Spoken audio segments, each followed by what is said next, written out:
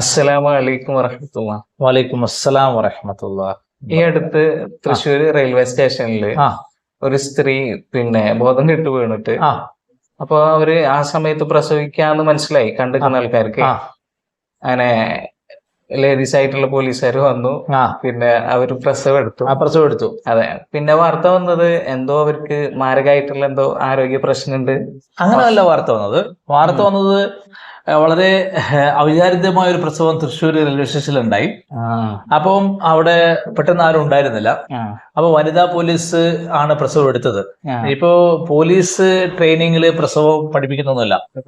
അപ്പോ എന്താ തമാശ എന്ന് ചോദിച്ചു കഴിഞ്ഞാല്, ഒന്നും പഠിക്കാത്ത ആൾക്ക് പ്രസവം എടുക്കാൻ കഴിയും എന്നുള്ളതിന്റെ വലിയൊരു എക്സാമ്പിൾ ആയിരുന്നു അത്. ഒരു സാമാന്യ ബുദ്ധിയുള്ള ആർക്കും ചെയ്യാൻ കഴിയുന്ന ഒരു സാധാരണ കാര്യമായിരുന്നു എന്നാണ് സാധാരണ അങ്ങനെ പറയാറുണ്ട്. ഏത് പോലീസുകാരനും അത് ചെയ്യാൻ കഴിയുമെന്നൊരു പ്രയോഗം നാട്ടിൽ പറയാറുണ്ട്. അത് എന്തുകൊണ്ട് അങ്ങനെ പറയുന്നത് എനിക്കറിയില്ല.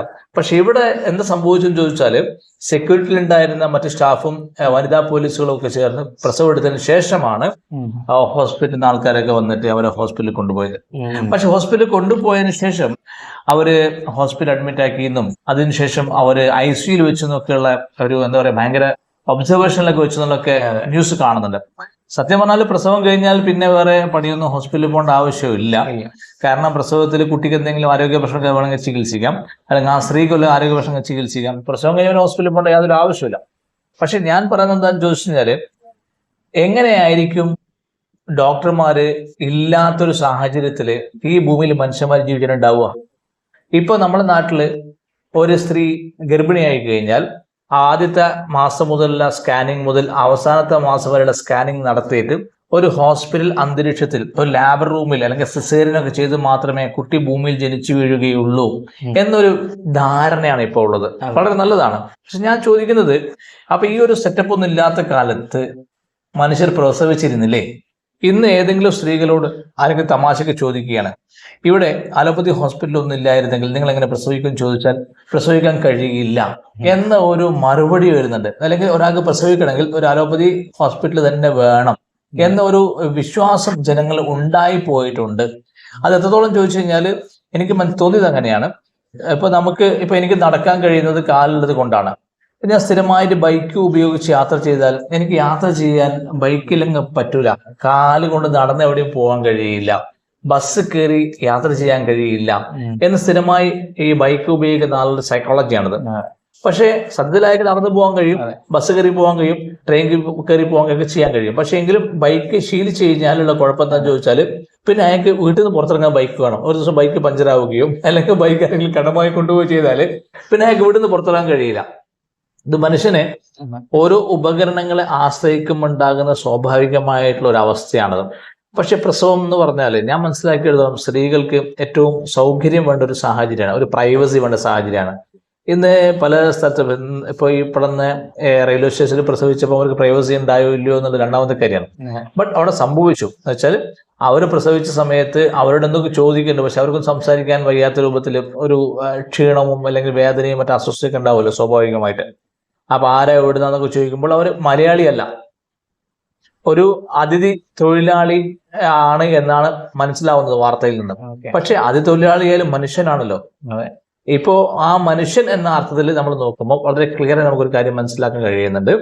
പ്രസവം പ്രത്യേകിച്ച് വലിയ ഒരു ശാസ്ത്രീയ പരിജ്ഞാനം, ഒരു ചികിത്സാ പരിജ്ഞാനമൊന്നുമില്ലാത്ത ഒരു പോലീസുകാരിയായ ഒരു വനിതാ പോലീസിനെ പ്രസവം എടുക്കാൻ സാധിച്ചിട്ടുണ്ട് എന്നുള്ള വാർത്ത വരുമ്പോൾ സ്വാഭാവികമായും ആർക്കും ചെയ്യാൻ കഴിയുന്ന ഒരു കാര്യമാണ് എന്ന് ഇവിടെ തെളിയിക്കപ്പെടുകയാണ്. ഞാൻ പറഞ്ഞ പോയിന്റ് ഇത്രയേ ഉള്ളൂ.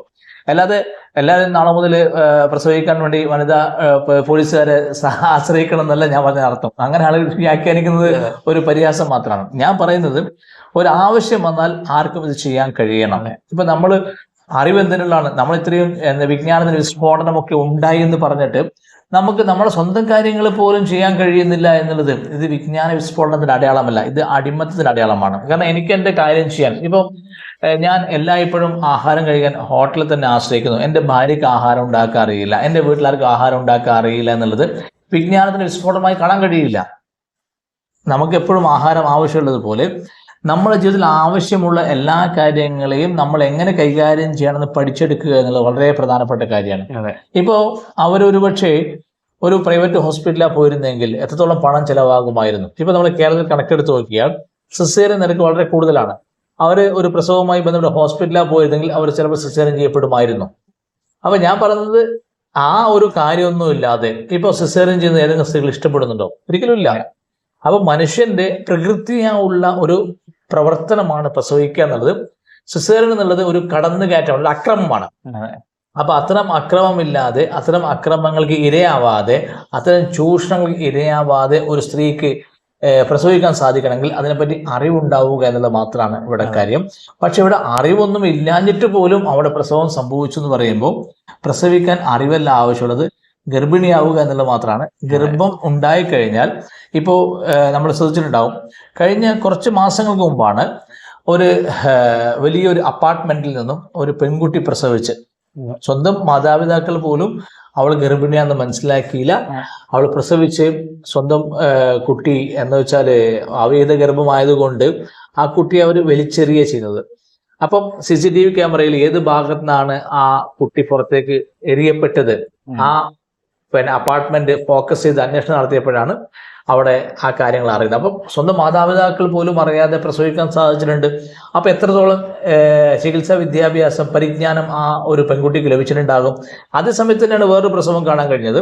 ഒരു കമിതാക്കൾ, നമ്മുടെ നാട്ടിൽ അങ്ങനെ സാധാരണ പ്രണയത്തിന്റെ ഭാഗമായി ഉണ്ടാകുന്ന ഇത്തരം ഇടപെടലിന്റെ ഭാഗമായി ഗർഭിണി ആകുമ്പോൾ അത്തരം ഗർഭിണികൾ പുറമെ ആരും കാണാതെ, പുറമെ ആൾക്കാർ ആരും അറിയാതെ അവർ പ്രസവിക്കുന്ന സാഹചര്യമൊക്കെ ഉണ്ടാവാറുണ്ട്. അപ്പൊ ഇത്തരം സാഹചര്യങ്ങളിലൊക്കെ തന്നെ ഒരു അറിവുമില്ലാതെ സംഭവിക്കുന്നു എന്ന് പറയുമ്പോൾ പ്രസവിക്കാൻ അറിവല്ല ആവശ്യമുള്ളത്. ഗർഭിണിയായി കഴിഞ്ഞാൽ അതിന് സമയമാകുന്ന മുറക്ക് പ്രസവിക്കപ്പെടും. അത് കഴിഞ്ഞ ഈ അടുത്തൊരു വാർത്ത കേട്ടു, KSRTC ബസ് യാത്ര ചെയ്തുകൊണ്ടിരിക്കുന്ന ഒരു സ്ത്രീ KSRTC ബസ്സിൽ പ്രസവിച്ചു. അപ്പം KSRTC ബസ്സിൽ വേണമെങ്കിൽ പ്രസവിക്കാം, അല്ലെങ്കിൽ പോലീസിൽ വേണമെങ്കിൽ പ്രസവിക്കാം, അല്ലെങ്കിൽ റെയിൽവേ സ്റ്റേഷൻ വേണമെങ്കിൽ പ്രസവിക്കാം, എവിടെ വേണമെങ്കിൽ പ്രസവിക്കാം. മനുഷ്യൻ ഗർഭിണി അവർ നടന്നു പോകുന്ന ഏത് ഭാഗത്ത് വേണമെങ്കിൽ അവരുടെ പ്രസവത്തിന് സമയമാകുന്ന മുറക്ക് അവർ പ്രസവിക്കാം. ഈ പ്രസവം സംഭവിക്കാൻ അവർക്ക് വലിയ വിദ്യാഭ്യാസമോ പരിജ്ഞാനമോ ആവശ്യമില്ല. സ്വാഭാവികമായി ഗർഭിണിയാണെങ്കിൽ പ്രസവിക്കും, അതിന്റെ സമയം സംഭവിക്കും. എന്ന് വെച്ചാൽ ഞാൻ ഈ പറയുന്ന കേട്ട് നിങ്ങളൊരു ഹോസ്പിറ്റലിൽ പോകണ്ടെന്നല്ല. ഞാൻ പറയുന്ന അർത്ഥം എന്താണെന്ന് ചോദിച്ചാൽ, ഇത്തരം കാര്യങ്ങളെ പറ്റി സ്വന്തം ബോധവാനാവുകയും ആ ഒരു അറിവിലൂടെ നമുക്ക് ഇത്തരം കാര്യങ്ങൾ സ്വയം ചെയ്യാൻ കഴിയുമെന്ന തിരിച്ചറിവാണ് ഞാനിവിടെ ഉദ്ദേശിക്കുന്നത്. ഇപ്പൊ ഒരു അപ്രതീക്ഷിതമായ ഒരു പ്രസവം ഉണ്ടായപ്പോൾ ഒരു പോലീസുകാരി പ്രസവം എടുത്തെന്ന് പറയുമ്പോൾ ആ വാർത്ത കേൾക്കുമ്പോൾ എനിക്ക് വലിയ കൗതുകം ഉണ്ടായെന്നുള്ളത് അതാ ഉദ്ദേശിച്ചത്. ഓക്കെ, ഏതായാലും ഇതൊരു സന്ദേശമാണ്. കാര്യമായ അറിവൊന്നും ഇല്ലാത്ത ആൾക്കും പ്രസവം എടുക്കാൻ കഴിയുന്നുണ്ട് എന്നുള്ളൊരു ഉദാഹരണമാണ്. ഇനിയിപ്പോ അതിനെ തെറ്റിദ്ധരിച്ചാരെങ്കിലും റോങ് ആയിട്ട് ഇന്റർപ്രറ്റ് ചെയ്യേണ്ട കാര്യമില്ല. പക്ഷെ ഞാൻ ഈ വിഷയം ഇങ്ങനെ മനസ്സിലാക്കി. അല്ല, ഇത് ഇപ്പൊ എല്ലാവർക്കും അറിയാം. കാരണം യൂട്യൂബിലൊക്കെ വരുന്നുണ്ട്, ഫോറിനേഴ്സ് ഒക്കെ വീട്ടില് വളരെ സുഖമായിട്ട് പ്രസവിക്കുന്ന വാട്ടർ ബ്രത്തും ഒക്കെ നമ്മൾ കാണുന്നുണ്ടല്ലോ, എല്ലാവർക്കും അറിയാം. പക്ഷെ പേടി, അതെ, പൊതുവെ മലയാളികൾക്ക് ഭയം വളരെ കൂടുതലാണ്. ഒരുപക്ഷെ മറ്റ് സംസ്ഥാനക്കാരെക്കാൾ കൂടുതൽ ഭയം മലയാളികൾക്ക് വളരെ കൂടുതലാണ്. അതിന് ഒരുപാട് കാരണങ്ങളുണ്ട്.